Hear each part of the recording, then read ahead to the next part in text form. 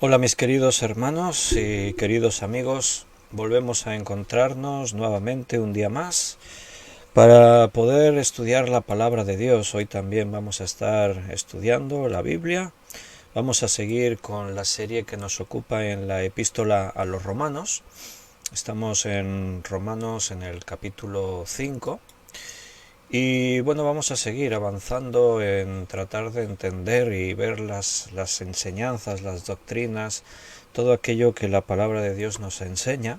Hay cosas más profundas, cuesta más de entenderlas, otras pues son más sencillas, más para cualquier edad espiritual de cada uno, cualquier grado de madurez. Pero en cualquier caso, como estábamos viendo el martes, intentamos cumplir como Pablo, que él explicaba todo el consejo de Dios, pues eso intentamos, que lo que estamos enseñando, lo que estamos transmitiendo sea todo el consejo de Dios. Todos los temas que están en la Biblia y todo aquello que Dios quiere que tratemos y que veamos y que aprendamos. Así que, en primer lugar, lo que vamos a hacer es una oración para pedir al Señor que Él sea quien nos dirija y comenzaremos este estudio bíblico. Vamos a orar. Padre, estamos agradecidos de que tú estás siempre con nosotros, Señor. Tú nos amas, tú has empezado una obra en nuestras vidas, producto de la salvación que hemos obtenido en Jesucristo. Tú nos salvaste a través de la sangre preciosa de Jesús, ese sacrificio que Él realizó por nosotros. Fue un precio muy alto. Y gracias a eso hoy nosotros podemos decir que somos tus hijos. Por eso, Señor, guíanos, enséñanos, háblanos, porque ahora como hijos tuyos necesitamos aprender de tu palabra, necesitamos escuchar tu voz, tener tu dirección todos los días de nuestra vida. Y hoy también estamos aquí, Padre. Venimos ante ti para poder escucharte y hemos dispuesto nuestro corazón a recibir lo que nos tengas que decir. Guíanos, enséñanos y que el Espíritu Santo sea quien nos esté guiando a toda la verdad de tu palabra. Muchas gracias, bendice Señor, te pido que bendigas a mis hermanos que escuchan o escucharán este estudio, que tú les proveas según las necesidades de cada uno. Háblanos, estamos dispuestos a escuchar, te lo pedimos todo en el nombre de nuestro Señor Jesucristo. Amén. Muy bien, queridos hermanos, pues como hemos dicho, estamos ya aquí preparados para estudiar la palabra del Señor. Y Romanos capítulo 5 nos lleva a una dimensión profunda. Hay cosas muy básicas que todos podemos entender, pero es el centro, vamos a decir, de esta epístola. Contiene un mensaje que en una parte puede ser difícil de entender, en otra parte es más sencillo, como estamos diciendo. Hay cosas que quizás alguno no pueda terminar de entender, pero tenemos que aceptar lo que la palabra de Dios nos dice. Así que ahí vamos a retomar. Antes déjame que mire en el chat en directo para saludar a los hermanos que nos han escrito en este chat. Ahí tenemos a Benito saludando, buenas noches. Benito, Paco, Rosario, buenas noches, que el Señor os bendiga a vosotros también. También Gabriel y Yolanda están saludando, buenas tardes, bendiciones también para vosotros. Ana Karina, buenas tardes y bendiciones, Ana. Carmen Reyes, saludos, dice Carmen, y también nos desea bendiciones, así que Dios te bendiga también a ti. Beatriz, buenas noches, Beatriz. Que Dios, dice Beatriz, nos ilumine para entender su palabra. Amén. Eso es lo que deseamos. María Luisa, buenas noches. Bendiciones para ti también. Juan Bermudo. Hola Juan. Dios te bendiga. Gracia y paz, dice Juan, para todos nosotros. Noemí Rus también nos desea gracia y paz. Y Juan Vázquez también está saludando. Abrazos, bendiciones. Gracia y paz también. Walter, muchas bendiciones también para ti y para todos. Qué bien que podamos estar ahí ya todos preparados, saludándonos en el nombre del Señor. deseándonos bendiciones, gracia y paz y tantas cosas buenas. Bien, vamos a Romanos capítulo 5. Hemos leído el último día y estudiado el versículo 12. Por tanto, como el pecado entró en el mundo por un hombre y por el pecado la muerte, así la muerte pasó a todos los hombres por cuanto todos pecaron. Ahora seguimos en el versículo 13, pues antes de la ley había pecado en el mundo, pero donde no hay ley no se inculpa de pecado. No obstante, reinó la muerte desde Adán hasta Moisés, aun en los que no pecaron a la manera de la transgresión de Adán, el cual es la figura del que había de venir. Muy bien, hay cosas en estos versículos que, son profundas, son difíciles. De hecho, algunas de estas enseñanzas tienen diferentes teorías, hay diferentes puntos de vista de diferentes maestros. O sea, quiero decir que no es un texto que nos aclara totalmente lo que Pablo quería transmitir en su totalidad. Captamos enseñanzas, pero siempre queda algo en el fondo de las palabras de Pablo que nos cuesta de entender. ¿A qué se refería exactamente Pablo cuando dijo esto? Bueno, vamos a intentar dentro de nuestra sencillez, pero confiados y que el Espíritu Santo nos guíe, por eso hemos orado antes, confiando de que el Espíritu Santo nos va a estar guiando en este estudio y por lo tanto lo que recibimos lo queremos recibir de Él, no de nuestras ideas humanas. Entonces, lo primero que aquí está diciendo, conectándolo con el versículo 12 que estudiábamos la semana pasada, con la idea de que el pecado entró en el mundo por un hombre y por el pecado la muerte. O sea, Adán pecó y ese pecado se extendió a toda la humanidad. Y al extenderse el pecado a toda la humanidad, también la muerte. La muerte pasó a todos los hombres. O sea que todos tenemos que morir por culpa del pecado. Y el pecado de Adán fue una herencia para toda la humanidad. Claro, todos ya hemos pecado después de Adán. Pero cuando nacemos, decíamos el otro día, aún antes de nacer en el vientre de nuestra madre, el pecado ya nos afecta. Hay muchos fetos que mueren en abortos voluntarios o involuntarios. Hay enfermedades que se generan ya dentro del el vientre de la mamá en el bebé. Entonces, este es un mundo de pecado. Y ese mundo se inauguró aquel día en el que Adán decidió desobedecer a Dios. Pero aquí dice que antes de la ley, pues antes de la ley había pecado en el mundo, pero donde no hay ley no se inculpa de pecado. Bien, la primera declaración que antes de la ley había pecado en el mundo es algo obvio.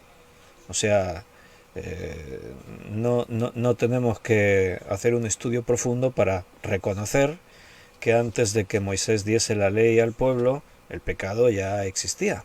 Pero ¿por qué dice Pablo esto? ¿Por qué Pablo habla así en este versículo? Bueno, recuerda que en todo este contexto que estamos estudiando, ya vimos desde el capítulo 2, por la mitad del capítulo en adelante, capítulo 3, capítulo 4, Pablo está hablándole a los judíos, tratando de mostrarles acerca de la salvación en Jesucristo, que la salvación es por fe, solo por fe, no tiene que ver si eres judío según la carne, ni si te has circuncidado, ni siquiera que seas poseedor de la ley e intentes con tus buenas obras cumplir con la ley.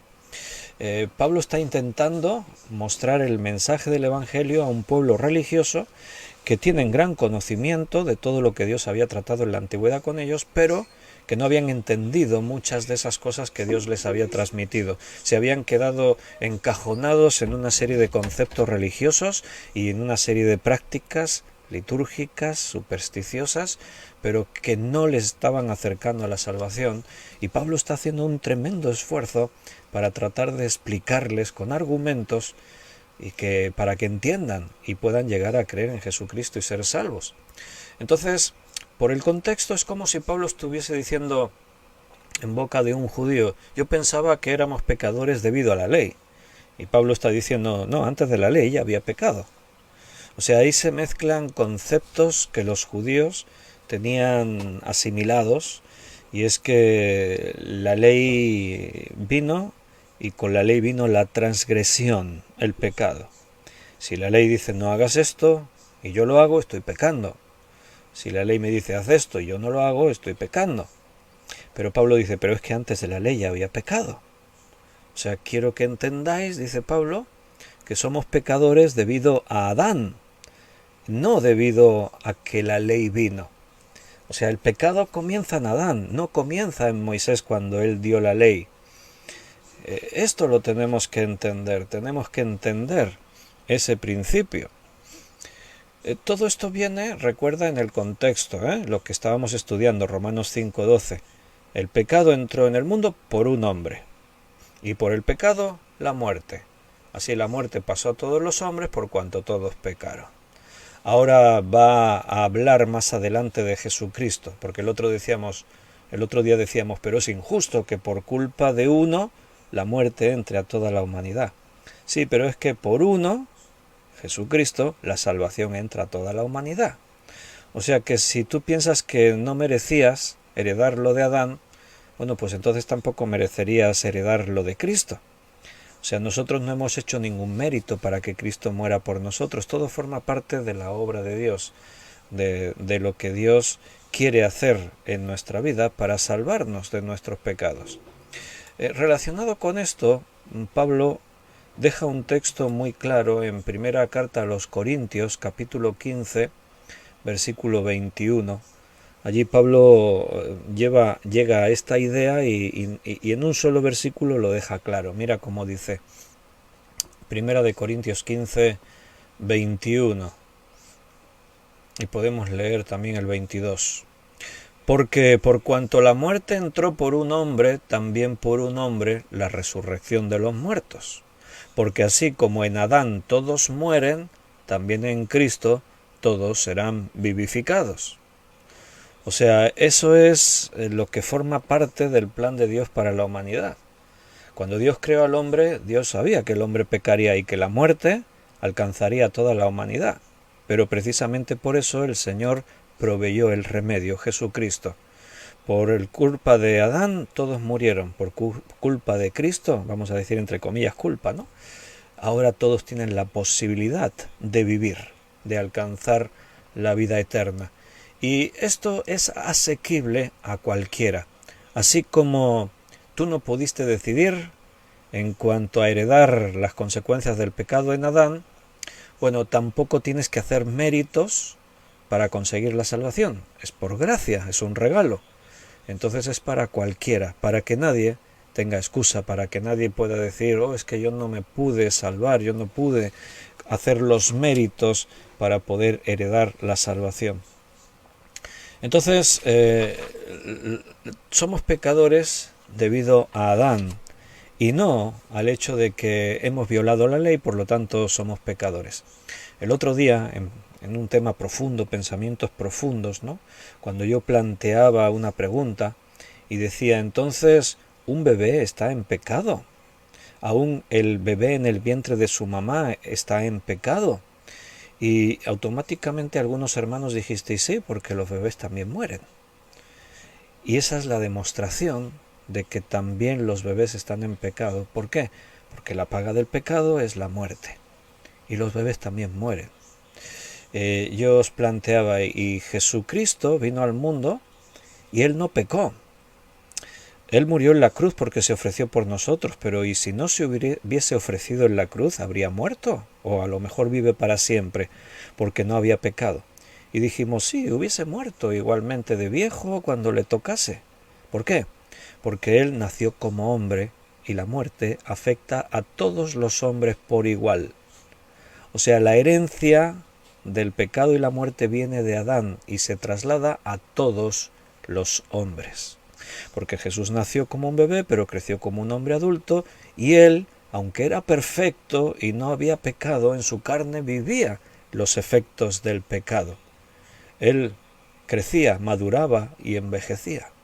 No llegó a muy viejo porque murió con 33 años, pero Él si se daba un golpe le dolía. Si se daba con un objeto punzante se hería, y la prueba está en la cruz. Cuando Él le azotan, Él sangra. Cuando a Él le clavan, su carne es traspasada. O sea, Él era mortal. a pesar de no haber conocido pecado, porque el pecado entra al mundo por Adán. Ahora toda la humanidad está contaminada con ese pecado. Entonces el pecado y la muerte estaban en el mundo antes que la ley fuese dada. Y este mensaje pues va más destinado para el pueblo judío, que entiendan realmente que esto es así. Mira, detrás de todo esto, detrás de estas enseñanzas, seguramente hay cosas que a nosotros se nos escapan en la comprensión del texto, porque no somos judíos, ni siquiera estamos en ese contexto histórico, cultural. Pero para entender un poco la mentalidad del judío, sobre todo en esa época, tenemos que entender que el judío no se consideraba de forma individual, sino como parte de una familia, de una tribu, de una nación. O sea, la identidad nacional del judío estaba muy arraigada dentro de cada uno de ellos. Esa era su identidad. Cuando tú hablabas con alguien, fíjate en la Biblia que cuando se habla de personajes, casi siempre se cita la genealogía. Se habla de fulanito de tal, hijo de no sé quién, hijo de no sé cuántos. Y se te habla de quién era su padre, de quién era su abuelo, de quién era su bisabuelo, su tatarabuelo incluso. Cuando se habla de los reyes, cuando se dice... ¿Por qué? Porque esa identidad nacional estaba muy arraigada en ellos. Entonces, de hecho, esa forma de pensar no solo era del pueblo judío. Muchos pueblos antiguos pues tenían esa forma de pensar, de pertenecer a una tribu, a una raza, una nación. De hecho, hoy en día, si tú le preguntas a un aborigen australiano cuál es su nombre, seguramente te va a contestar el nombre de su tribu, porque aún hay hoy en día pueblos en la tierra que tienen arraigada esa mentalidad de pertenecer a un clan, pertenecer a un grupo, y no se ven tanto como personas individuales, sino como individuos que forman parte de un colectivo, de un grupo. Y en la Biblia tenemos algunos ejemplos. Te voy a mostrar uno. En el libro de Josué, capítulo 7, en plena conquista de la tierra de Canaán, cuando Josué y el pueblo van a conquistar Jericó, Dios le dio instrucciones a Josué. Josué buscó esas instrucciones. Y Dios le dijo, tienes que hacerlo de esta forma. Así que Josué parte con el pueblo siguiendo estrictamente las instrucciones que Dios le ha dado. ¿Por qué? Porque Dios les prometió la tierra. Y Dios, en su promesa, ha dicho, yo os doy toda la tierra que pise vuestro pie. O sea, ellos van a marchar, pero Dios es quien les da la tierra. Así que tenéis que hacer las cosas tal como Dios dijo. Y en cuanto a Jericó, Dios en las instrucciones también les dice algo. No toméis nada de lo que haya en Jericó para vosotros. No toméis botín, que sea todo anatema. Más adelante Dios les va a permitir que tomen botín de sus victorias. ¿Por qué en Jericó no? Bueno, es la primera conquista y ellos tienen que asimilar ideas, principios. Uno de esos es que no se tienen que contaminar nunca con los cananeos. Tiene que haber separación. Y aunque dice, bueno, pero tomar cosas, oro, plata, cosas que les pueden ser útiles, no es contaminarse. No, pero Dios les quiere transmitir un mensaje. Y además Dios exige obediencia. El pueblo es probado. Y por eso Dios dice, no toméis para vosotros nada. Pero uno de los hombres de Israel, que se llamaba Acán, dice que en la conquista de Jericó vio unas piezas de oro, vio plata, vio un manto babilónico, y creyendo que nadie le veía, nadie lo veía, se lo quedó para él y lo escondió en su tienda. Pero evidentemente Dios sí lo vio. Entonces, ¿qué ocurre a continuación? Bueno, la próxima conquista que está en agenda es una población pequeña que se llama Jai. Eso lo tienes en el capítulo 7 del libro de Josué. Y entonces, bueno, Israel, después de la conquista de Jericó, están pletóricos, están animadísimos, optimistas al máximo, y marchan contra los de Jai. Los hijos de Israel, los príncipes le dijeron a Josué: no canses a todo el pueblo, si nos suban como 2000 o 3000 hombres y tomarán Jai, no fatigues a todo el pueblo, porque allí son pocos, es un pueblo pequeño. Pero ¿sabes lo que ocurrió? Dice que subieron del pueblo como 3000 hombres y fueron derrotados. Dice que huyeron delante de los de Jai. Y los de Jai mataron de ellos a unos 36 hombres. Y los siguieron desde la puerta hasta Sebarim. Y los derrotaron en la bajada, por el cual el corazón del pueblo desfalleció y vino a ser como agua. Ahora la pregunta es: ¿y por qué fueron derrotados? Bueno, ahora cuando Josué está lamentándose, porque Josué no sabe por qué ha ocurrido esto, y se está lamentando y está reclamándole a Dios: Señor, ¿por qué hiciste pasar al pueblo este Jordán para entregarnos en manos de los amorreos, para que nos destruyan? Ojalá nos hubiésemos quedado al otro lado del Jordán. Entonces Dios, en su paciencia, le habla a Josué. Le dice: levántate, Josué, ¿por qué te postras sobre tu rostro? Y ahora le dice: Israel ha pecado. Israel ha pecado. ¿Israel ha pecado? ¿Qué ha hecho Israel? Han quebrantado mi pacto que yo les mandé. Han tomado del anatema y hasta han hurtado, han mentido y lo han guardado entre sus enseres. ¿A qué se está refiriendo Dios? A un hombre, Acán. Y por el pecado de uno, todo Israel fue derrotado. Todo Israel se contaminó con el pecado. Por eso Dios le dice: Israel ha pecado, pero solo fue uno, Acán, el que pecó. ¿Por qué dice Israel? Porque no son individuos sueltos, pertenecen a un grupo, son parte de un pueblo. Es como ahora la iglesia. Tú has leído, ¿no?, que si un miembro se duele, todos se duelen con él. La iglesia se compara con un cuerpo. En un cuerpo todos los miembros están unidos.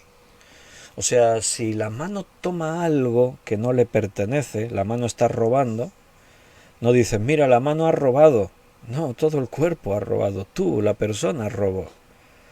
No, ha sido mi mano que tomó eso que estaba por ahí. Por eso dice Pablo que si un miembro se duele, todos se duelen con él, porque todos formamos parte de un cuerpo. Esa idea de una unidad. Entonces, cuando Dios le dice esto a Josué, Israel ha pecado, y Josué dice: pero ¿cómo? ¿Por qué? Yo te lo mostraré. Y entonces dice allí en Josué 7:14: os acercaréis pues mañana por vuestras tribus, y la tribu que Jehová tomare se acercará por sus familias, y la familia que Jehová tomare se acercará por sus casas, y la casa que Jehová tomare se acercará por sus varones. ¿Notas ese concepto de grupo? Toda la nación. Y entonces pues así hizo Josué, juntó a todo Israel, y entonces Dios señaló la tribu, la familia, y señaló a Acán. Versículo 19. Entonces Josué dijo a Acán: hijo mío, da gloria a Jehová, Dios de Israel, y dale alabanza. Declárame ahora qué es lo que has hecho, no me lo encubras. Y Acán respondió: verdaderamente yo he pecado contra Jehová. ¿Quién ha pecado? Acán. ¿Quién ha sufrido las consecuencias? Todo el pueblo de Israel. Yo he pecado contra Jehová. Pues vi entre los despojos un manto babilónico muy bueno, 200 siclos de plata y un lingote de oro de peso de 50 siclos, lo cual codicié y tomé, y aquí está escondido bajo tierra en medio de mi tienda, y el dinero debajo de ello. Ahora Josué los entrega a Acán al pueblo para que sea juzgado y ¿sabes quién fue ejecutado? Acán, pero también toda su casa, toda su familia. Mira lo que dice el versículo 24. Entonces Josué y todo Israel con él tomaron a Acán, hijo de Zera, el dinero, el manto, el lingote de oro, sus hijos, sus hijas, sus bueyes, sus asnos, sus ovejas, su tienda y todo cuanto tenía, y lo llevaron todo al valle de Acor. Y allí dice que fueron ejecutados, murieron. Esa es la idea de ahora Pablo, cuando está enseñando en Romanos el concepto de que no somos individuos separados unos de otros. El judío tenía esta idea muy bien asimilada. El judío, cuando tú le preguntabas, soy fulanito, hijo de tal, hijo de cual, de la tribu tal, de la nación de Israel, tenían ese sentido de unidad junto con los demás. Bueno, pues la raza humana está unida. Lo que hizo Adán le afecta a todos. En el mundo estamos todos metidos. Lo que en el mundo ocurre nos afecta a todos. O no, lo estamos viviendo ahora con la guerra que hay en Ucrania. Está lejos, allí en la Europa del Este. Ucrania, un país que nunca habíamos sabido de Ucrania tanto como sabemos ahora. Sabíamos que estaba por ahí, cerca de Rusia, pero ahora conocemos un montón. ¿Por qué? Porque nos afecta a todos. La guerra nos ha sensibilizado ante el drama humano, la muerte, la destrucción, pero también nos está afectando económicamente. Hoy en día hablamos de un mundo globalista. Quiere decir que lo que ocurre en el mundo nos afecta a todos. Hay coaliciones de naciones. Nosotros vivimos en la Unión Europea. La Unión Europea está formada por 27 países. Y lo que pasa ahí nos afecta a todos por igual, pero no solo eso. Lo que pasa en Estados Unidos nos afecta en Europa, lo que pasa en Europa afecta a Estados Unidos. El mundo está interconectado. ¿Por qué? Porque todos vivimos en el planeta Tierra. Si en un país se hacen cosas que atentan contra el medio ambiente, pues al final los sufrimos todos. O sea, no nos podemos decir, bueno, lo que hagan allí no nos interesa a nosotros. No, nos afecta a todos. Y esto está pues desde el principio de los tiempos. Adán fue el primer hombre en pecar, y cuando Adán pecó, todo el pecado se transmitió a toda la humanidad con sus consecuencias. Entonces Adán representa a toda la humanidad. Y pecó Adán, todos pecamos, igual que Adán, todos morimos. Bien, dice ahí, estoy en Romanos otra vez, en el capítulo 5 estamos viendo los versículos 13 y 14. Y dice, pero si no hay ley, no se inculpa de pecado. Vaya, ¿y esto qué quiere decir?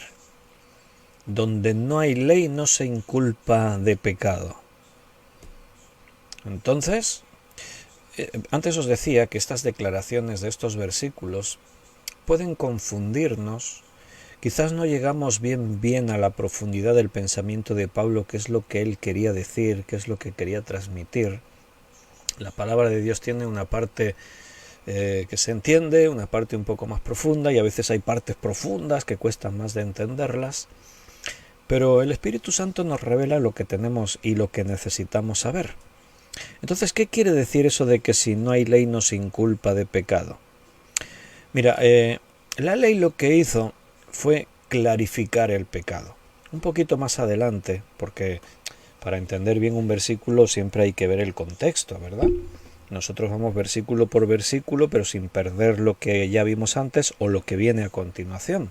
Y un poquito más adelante, en el versículo 20, si nos adelantamos y leemos este versículo, dice, pero la ley se introdujo para que el pecado abundase, mas cuando el pecado abundó, sobreabundó la gracia. O sea, ¿qué quiere decir eso? Viene a decir que el pecado vino para que quedase definido realmente e identificado lo que es el pecado. Quizás nos cuesta un poco de entender la idea que aquí se está planteando, porque nosotros siempre hemos vivido bajo la ley dada. Porque ¿cómo era antes de Moisés? ¿Cómo se vivió la primera parte de la humanidad, desde Adán, por ejemplo, hasta el diluvio? Porque había pecado es obvio, como aquí hemos leído. O sea que antes de que se dijese la ley había pecado, sí, claro. La gente moría, desde Adán todos morían, y esa es la mejor demostración de que hay pecado. El otro día decíamos que el mayor testimonio de lo que hizo Adán es cuando tú paseas por un cementerio. Cada tumba es un testimonio vivo del pecado de Adán. Entonces, que había pecado, por supuesto. Pero, ¿cómo era? La ley no estaba escrita. Hablamos de una ley moral escrita en el corazón del hombre. Pero precisamente el diluvio puso fin a una humanidad por el pecado que había tan grande en la humanidad. O sea, en la época de Noé llegó un momento en el que la humanidad alcanzó tal nivel de corrupción, de vicio, de pecado, que como vemos en el testimonio de que solamente Noé y su familia entraron al arca, nadie más estaba dispuesto a creer en Dios. Nadie quería escuchar ni obedecer a Dios. De alguna forma, que nos cuesta entender porque no vivimos en esa época, vamos a decir que era necesaria que la ley viniese para clarificar, llamar al pecado por su nombre, definirlo, identificarlo. Antes de la ley no había ley. El hecho de que digáis no sin culpa de pecado, no en el mismo sentido que cuando la ley ya vino. O sea, si no está escrito no robarás y alguien roba, podría decir, bueno, ¿y dónde dice que no puedo robar? En ningún sitio. Pero el hombre sabía que no estaba bien robar. Cuando Caín mató a Abel, en ningún sitio decía no matarás. Pero él se escondió. Él disimuló cuando Dios le preguntó, ¿dónde está tu hermano? ¿Soy yo acaso guardia de mi hermano? Yo qué sé dónde está mi hermano. ¿Y qué le dijo Dios? La sangre de Abel, tu hermano, clama desde tierra. O sea que aunque no estuviese escrito no matarás, Caín sabía que lo que había hecho estaba mal. Pero, vamos a decir así, era necesario que todo eso quedase por escrito.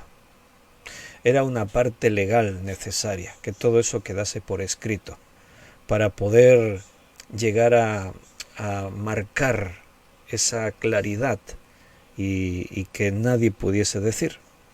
Había una ley escrita en el corazón, pero se trataba de otra forma.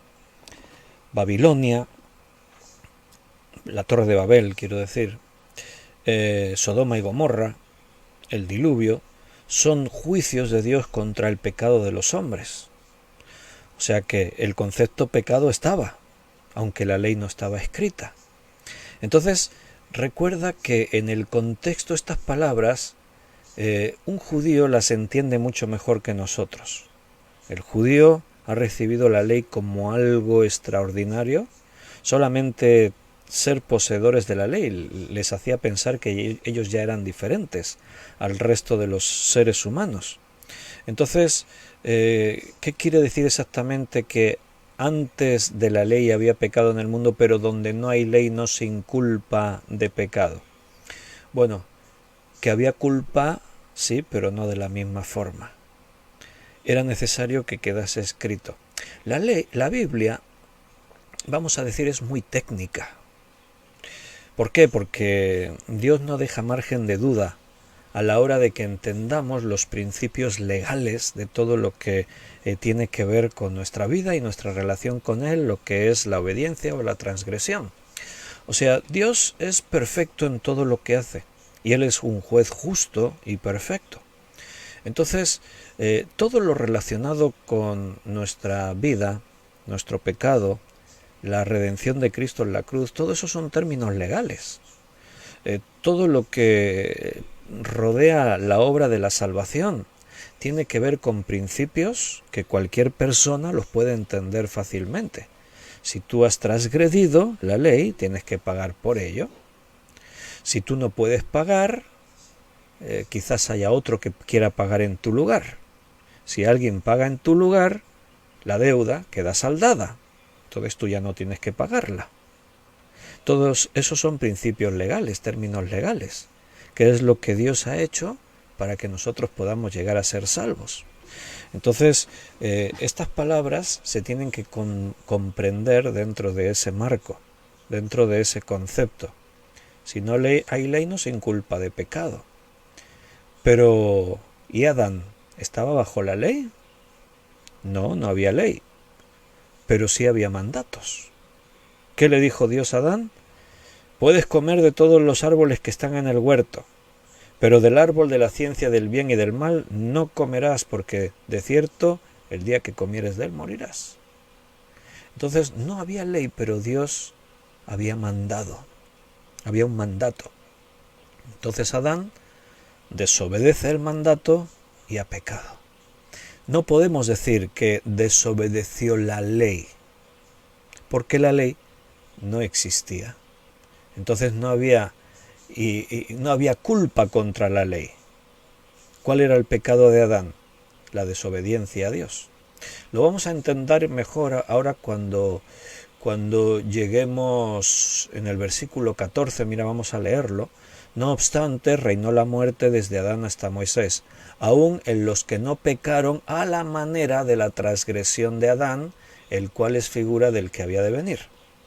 O sea, aquí dice que los que vivieron antes de Moisés no pecaron a la manera de la transgresión de Adán. O sea, pecaron, pero no de la misma manera. No transgredieron la ley. ¿Por qué? Porque la ley no estaba escrita. Entonces, ¿cuál fue su pecado? ¿En qué consistía su pecado? Bueno, a la manera de Adán. ¿Cuál era la manera de Adán? Dios le dio un mandamiento: no comerás. ¿Quién manda en todo esto? Dios. Dios es nuestro creador. Dios creó a Adán. Dios creó todo. Todo lo que hay a nuestro alrededor es obra suya, todo le pertenece. Entonces Él es quien dicta las normas. Dios es soberano. Él dice lo que se puede hacer y lo que no se puede hacer. ¿Quién manda en tu casa? Bueno, no estoy preguntando a los matrimonios, estoy hablando generalmente. Lo digo porque si hay matrimonios escuchando el estudio, digo, ¿quién manda en tu casa? Igual ha habido miradas entre unos y otros. No, me refiero, ¿quién manda en tu casa? Tú, el propietario. Si viene alguien a tu casa, pues tú estableces normas. Cuando, por ejemplo, nosotros hemos viajado a Suecia, ¿no? Y entonces, en la casa donde nos hemos alojado en Suecia, pues cuando entramos nos dijeron, mira, en casa nos quitamos el calzado que venimos de la calle, entonces podéis dejar vuestro calzado ahí y podéis caminar descalzos, en calcetines, o poneros unas zapatillas de estas. Entonces nosotros hacemos lo que nos han dicho. ¿Por qué? Porque esa no es nuestra casa. Ellos tienen esa norma. Cada uno en su casa manda, hace lo que él ha decidido hacer.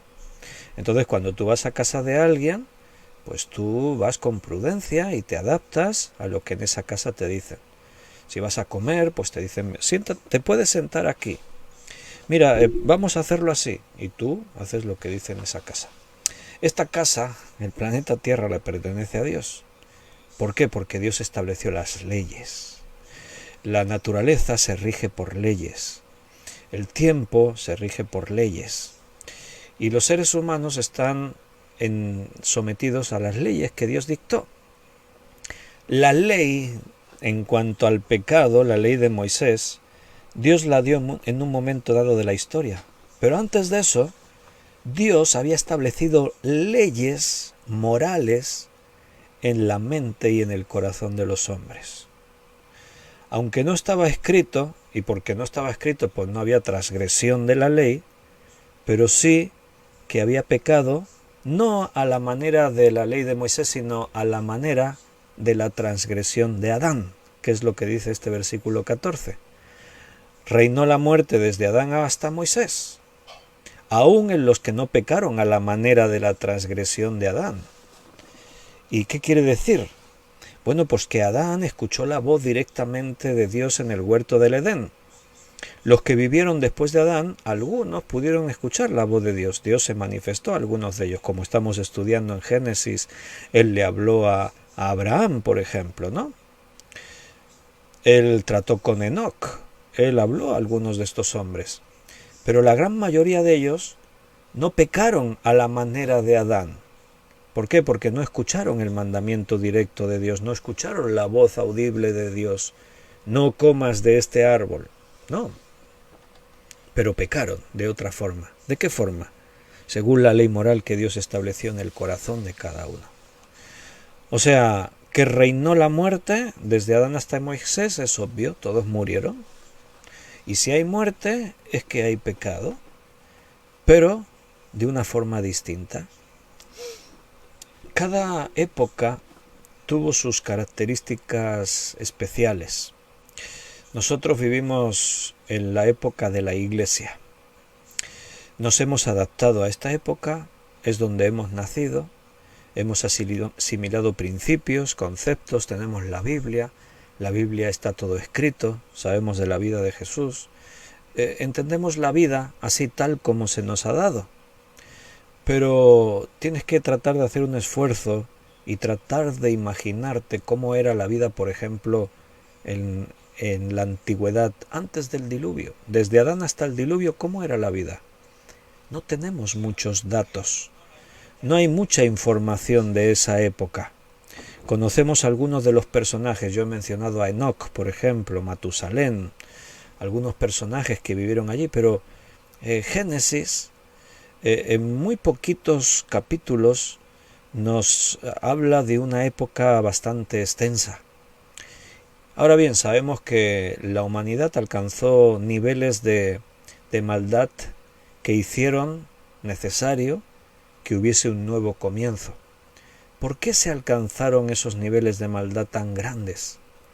Bueno, quizás uno de los motivos es el que estamos mencionando, el que no hubiese una ley escrita.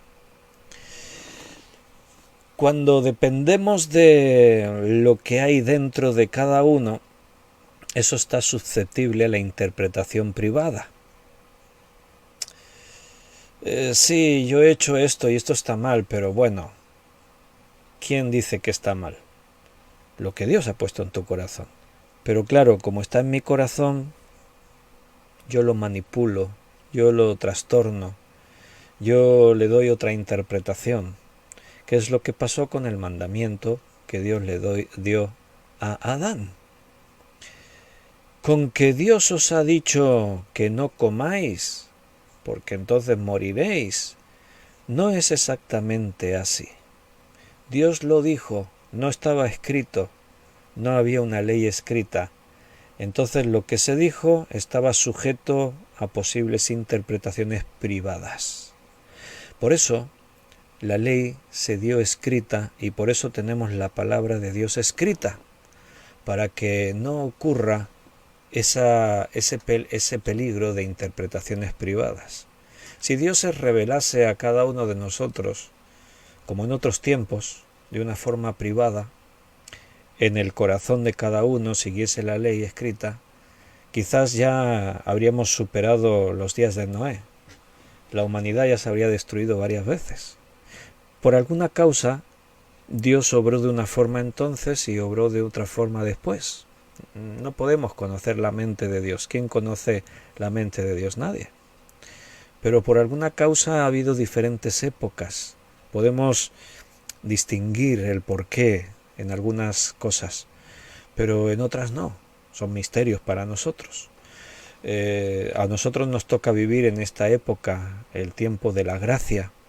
Después de la muerte de Jesucristo, estamos en la época de la Iglesia y sabemos bien lo que tenemos que hacer.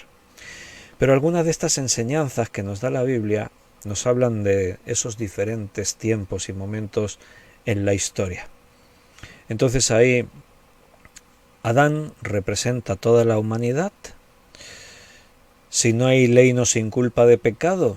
Sí, pero no del pecado de la ley que está escrita, sino del pecado en sus diferentes formas.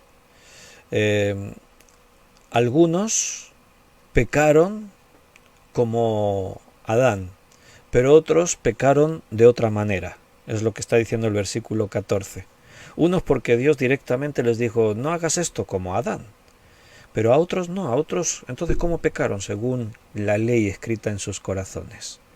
Cada uno dentro de su peculiaridad, de su momento especial en los que vivían. Pero la realidad es esa, que todos murieron. La muerte reinó. ¿Qué quiere decir que la muerte reinó? Bueno, pues que la muerte es la que predominó por encima de opiniones, de puntos de vista, de circunstancias. Da igual si eras más rico o más pobre, si tenías más influencia o menos influencia, da igual que tú opinases una manera u otra, la muerte te afectó. Que al final esa es la realidad de cualquier época. Ahora estamos en el tiempo de la Iglesia, vivimos bajo el periodo de la gracia, Cristo murió y gracias a su muerte cualquiera que quiera puede venir a Dios y ser hecho su hijo, ser salvo, pero la muerte sigue reinando en el mundo, porque no todos aceptan la salvación de Jesucristo. Muchos prefieren seguir viviendo en sus delitos y pecados. Y ahora dice en este versículo 14, a la manera de la transgresión de Adán, el cual es figura del que había de venir. ¿Quién es el que había de venir? Jesucristo, claro. Y dice que Adán es figura de Jesucristo. Esa palabra figura, recuerda porque en algún estudio lo habíamos visto, creo que de hermenéutica, que esa palabra figura en el griego, en el original, es la palabra tipos. O sea, lo que ahí dice que Adán es tipo de Cristo. La pronunciación griega o como se escribe es tupos. Tupos. Cristo es tupos de Adán. El tipo es una figura retórica o una figura de dicción. El tipo normalmente en la Biblia siempre se enseña en la relación de algo que tiene que ver en el Nuevo Testamento con algo que tenía que ver del Antiguo Testamento y casi siempre tiene que ver con Jesucristo. Entonces la palabra tupos viene a significar eso, es como un sello. La palabra se podría traducir por figura, modelo, señal, término. Es analogía de la palabra forma. Es como también se podía traducir por estatua. Representa algo, tiene la imagen de algo. Pero la pregunta es, ¿por qué dice que Cristo es tipo de Adán? Adán, el cual es figura del que ha de venir, o Adán es tipo de Cristo. ¿Por qué uno es tipo del otro? ¿Por qué?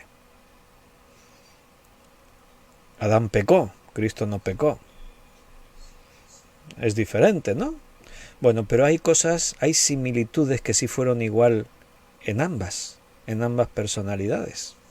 Por ejemplo, ambos, tanto Adán como Jesucristo, fueron hombres que vivieron sin pecado. Adán es el único hombre, Adán y Eva, que durante un tiempo vivieron sin pecado. Hasta que no tomaron del árbol de la ciencia del bien y del mal, no habían conocido el pecado. Desde Adán en adelante, todos los hombres han pecado. Versículo 12. Por cuanto todos pecaron. O sea que el único hombre que ha existido sobre la faz de la tierra, que ha vivido una parte de su vida sin pecar, es Adán. aparte de Cristo. Esa es una similitud. Por eso Adán es tipo de Cristo, en ese sentido. También podríamos decir que es tipo porque ambos hicieron cosas que repercutieron a toda la humanidad. Adán pecó y su repercusión afectó a toda la humanidad. Cristo dio su vida, trajo la salvación al mundo y esto afecta a toda la humanidad. Todo aquel que quiera puede ser salvo. Eso es lo que es un tipo. Cuando tú encuentras una similitud, una aplicación, una enseñanza entre algo del Antiguo Testamento con algo del Nuevo, sobre todo con Cristo. José, decíamos hace poco, era tipo de Cristo. ¿Por qué? Por las similitudes. Vendido por sus hermanos, por unas monedas de plata, llevado a las partes más bajas de Egipto. De las partes más bajas de Egipto fue elevado a las partes más altas, al trono. La comparación es las partes más bajas de Egipto, la cárcel, en Jesús sería la muerte, y de las cárceles fue elevado al trono, de la muerte Cristo fue elevado al trono, perdonó a los pecados de sus hermanos, no se los tuvo en cuenta, etcétera, etcétera. Podemos ver muchas similitudes. Por eso podemos decir, José era tipo de Cristo. En un estudio de hermenéutica estábamos viendo que la serpiente de bronce que fue levantada allí en el libro de Números era tipo de la cruz de Cristo. Y esto es algo que a muchos les choca, ¿no? Porque dicen, pero una serpiente tipo de Cristo. Pues yo que pensaba que la serpiente, todo lo que rodea a la serpiente tiene que ver con Satanás. Pero ahí marcábamos una diferencia en hermenéutica. Si hablamos de símbolos, el símbolo es una cosa y el tipo es otra. Son figuras retóricas distintas. Si hablamos yo os pregunto, ¿cuál es el símbolo de la serpiente? O sea, mejor dicho, de Satanás. ¿Cuál es el símbolo de Satanás? Algunos pueden decir, un símbolo de Satanás es la serpiente. Correcto. Si yo os pregunto, ¿cuál es el símbolo de Jesús? Algunos dirán, uno de los símbolos de Jesús es el león. Perfecto. O el cordero. Perfecto. Entonces, el símbolo de Satanás sí es la serpiente, y la Biblia habla de Satanás como la serpiente antigua. Pero no estamos hablando del símbolo. Hablamos de un problema que hay en el pueblo de Israel, en el desierto. Hay una plaga de serpientes que muerden a los israelitas y los matan por su veneno. Y entonces Dios interviene y le dice a Moisés, levanta una serpiente de bronce, fabrica una serpiente de bronce y la levantas en medio del campamento. Y cuando alguien sea mordido, que mire a la serpiente y será salvo, no morirá. ¿La serpiente salvaba? No. La serpiente era una representación de algo que Dios había dicho. Dios levantó una serpiente de bronce. Y si miran a la serpiente, es como que creen que yo les puedo salvar, dice Dios. Entonces vivirán. ¿Por qué una serpiente? Porque ese era el problema, las serpientes que les mordían. Entonces ahí fue levantada. Ahora en el Evangelio está la enseñanza que dice que igual que Moisés levantó la serpiente de bronce en el desierto, así era necesario que Cristo fuese levantado. Habla de la cruz. Entonces el tipo ahí no es que la serpiente es tipo de Cristo, no. Es que igual que la serpiente fue levantada, Cristo fue levantado. El que miraba a la serpiente era salvo, el que mira a Cristo en la cruz es salvo. Ese es el tipo. No más de eso. ¿Entiendes lo que es un tipo? Bueno, pues aquí dice que Adán es tipo de Cristo. ¿Por qué? Por esas similitudes entre uno y otro. Hay cosas que se cumplen en Adán y que después se cumplirían en Jesús. Hay cosas que tenían que ver con algo en la vida de Abraham que tenía que ver con la vida de Jesús. Por eso aquí Pablo está utilizando Adán el hombre, Cristo el hombre. Por la muerte de uno, todos murieron. Cristo por la muerte de uno, todos vivieron. A ver qué dice aquí Yoli y Gaby. En la época de Noé, por tanta maldad vino el diluvio y puso fin a una etapa. se podría comparar de la misma forma con el fin de los tiempos, que habrá tanta maldad que vendrá el Apocalipsis? Bueno, pues sí, Jesús lo dijo, ¿no? Jesús dijo en el Evangelio de Mateo, allí capítulo 24, en otros lugares, como en los días de Noé, así será la venida del Hijo del Hombre. Que en los días de Noé comían y bebían, se tomaban y se daban en casamiento, hasta que el diluvio vino y los destruyó a todos. O sea, la similitud entre los días de Noé y nuestros días es muy parecida. Y Jesús dijo que sería así. Hay una similitud. ¿Cuál es la similitud? Recuerda, en aquel tiempo no estaban bajo la ley no estaba escrita, pero ellos sabían lo que estaba mal.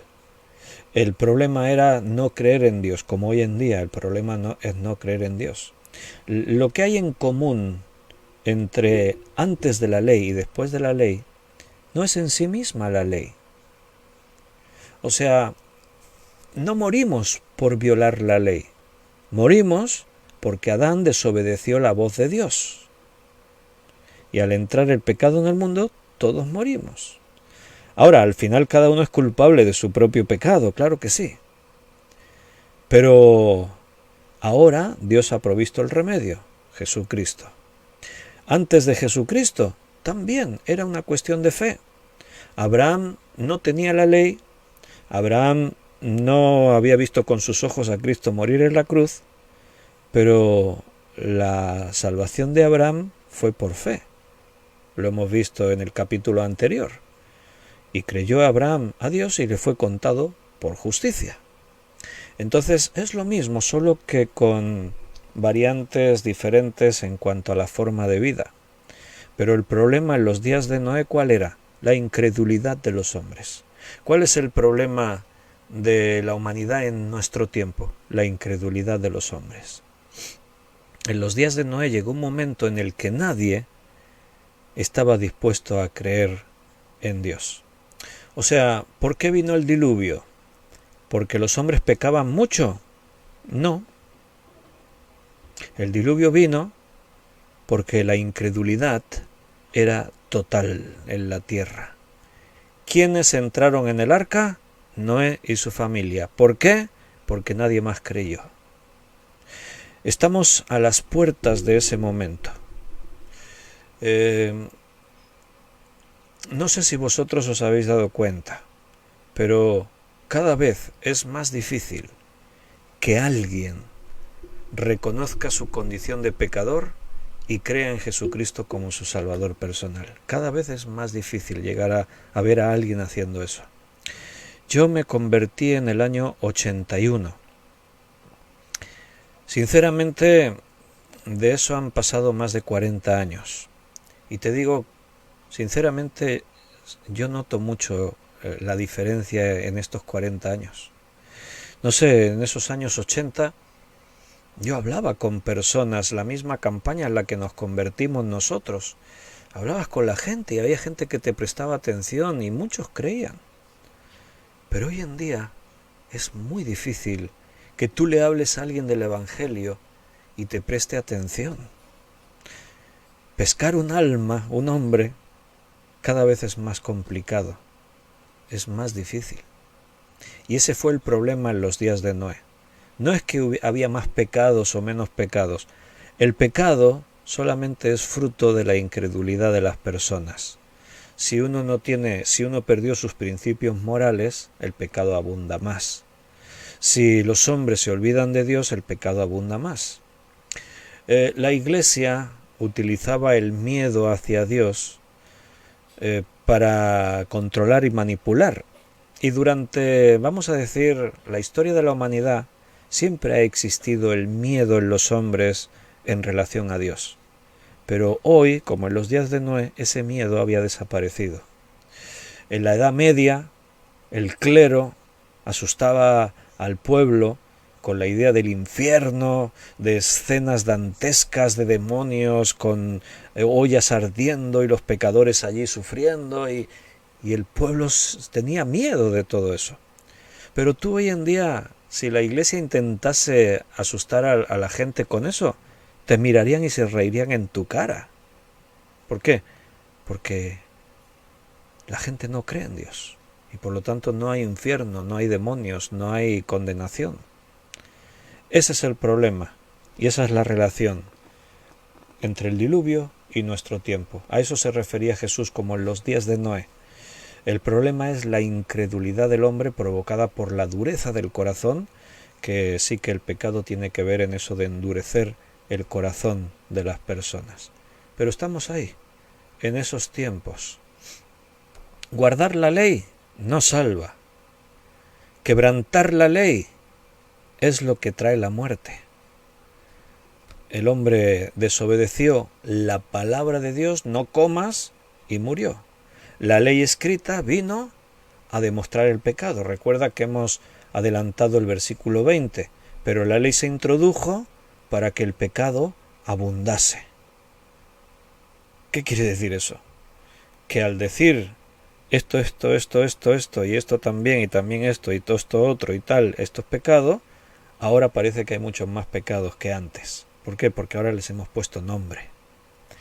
La ley vino y el pecado abundó.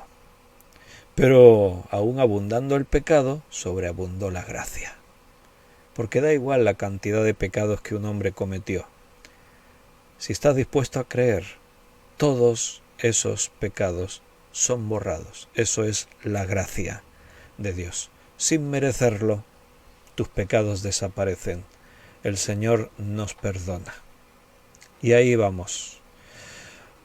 Bueno, temas profundos, conceptos difíciles a veces de explicar. Yo a veces no sé bien si cuando me estoy explicando todos me están entendiendo. Como os digo a veces a algunos, si hay algo que no entiendes, pues descansa en Dios. Seguramente cuando lleves 40 años de creyente lo entenderás mejor. Cuando lleves X tiempo estudiando la Biblia más profundamente entenderás mejor. Ahora entendemos en una parte, después entenderemos más. Pero aquello que Dios te trajo hoy, guárdalo en tu corazón. Lo que hayas entendido, recíbelo. Y que el Señor siga abundando más y más su obra en nosotros.